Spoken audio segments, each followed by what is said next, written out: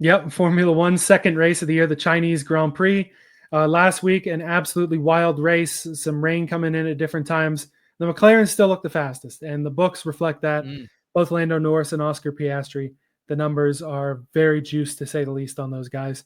So I got to step back again. Last week, Lance Stroll, top 6, paid off with his good runs at Melbourne in the past and the wet weather. Yeah, give it to us. Right in there at P6, made some big money. I'm going right back to that market this week for Yuki Tsunoda to finish top 6. That's at 7-1 over on Bet365. We know that Red Bull, the senior team, Max Verstappen, Liam Lawson, are not as fast as they used to. One of the best cars in the F1 paddock, garage, whatever you want to call it anymore.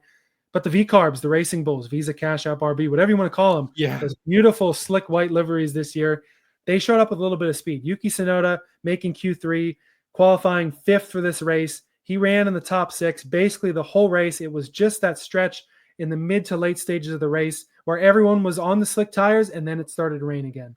We saw the McLarens both go off track.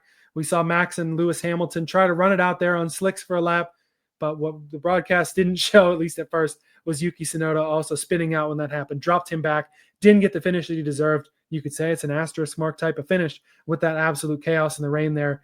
That sequence hurt him. I don't think we see that the same this week for Yuki Tsunoda. The car is quick. The driver is underrated.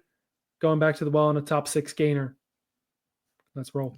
I love it, man. I love it. Keep it rolling. I always thought you had to bet a ton of juice in F1, and the fact that you hit that gainer, you honestly gave me life, Elliot. You gave me life that even though last week, and I gotta say, like, shout out to the F1 betting community because it is large out there. I am learning because I got clowned in the comments last week for keep in mind, I had my Carlos Sainz bet that was so good they took it off Bet Rivers by the time Saturday came. And you got really unlucky too because Sainz ended up with some issue with his car. There were 3 separate incidents on the first lap of the race, and Sainz's Williams ends up in the wall with the DNF. Yeah, so last week I had the matchup. I had Sainz, and it was over a car I thought he could definitely beat there, and didn't happen, didn't shake out that way, but it is what it is. We're back in this week on some F1 fuckery, and it starts with the big dogs eat parlay of the week. I'm going Lando Norris minus 200 over Oscar Piastri. These are teammates. Ellie, I kind of called you for a little advice to say, is this the way I want to play Lando? Because I wanted to play Lando last week, and I just didn't want to drink that juice of him winning the overall race, really, that being, one of the big ways you could play him. And I think him over Oscar, it just makes sense here. Lando finished P2 last year in this race. Oscar finished P8. We also know what happened last week.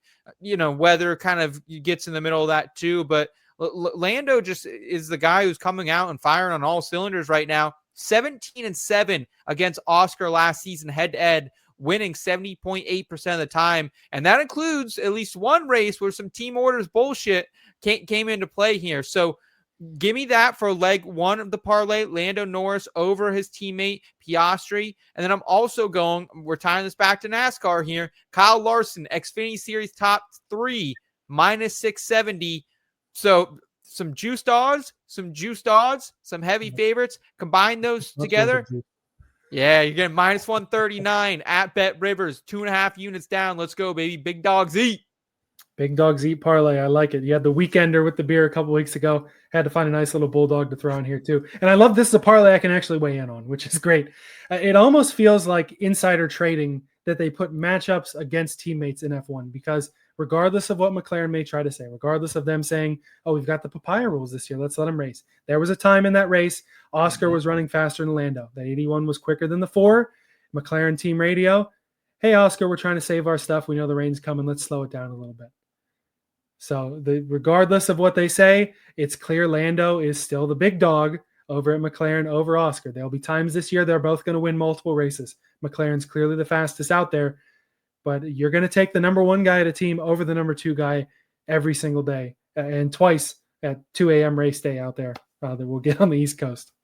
Yeah, and going to the Xfinity Series side of this too, Kyle Larson, what would it take for him not to finish top 3, him to get wrecked, right? Or some crazy strategy thing happens? Yeah. Well, if you put that at like a top 5, but I mean, God, the top 5 number must be minus 900. Oh, it was -1. It was. I already checked, Ellie. It was -1,000. I couldn't go there. Yeah, It didn't help me at all.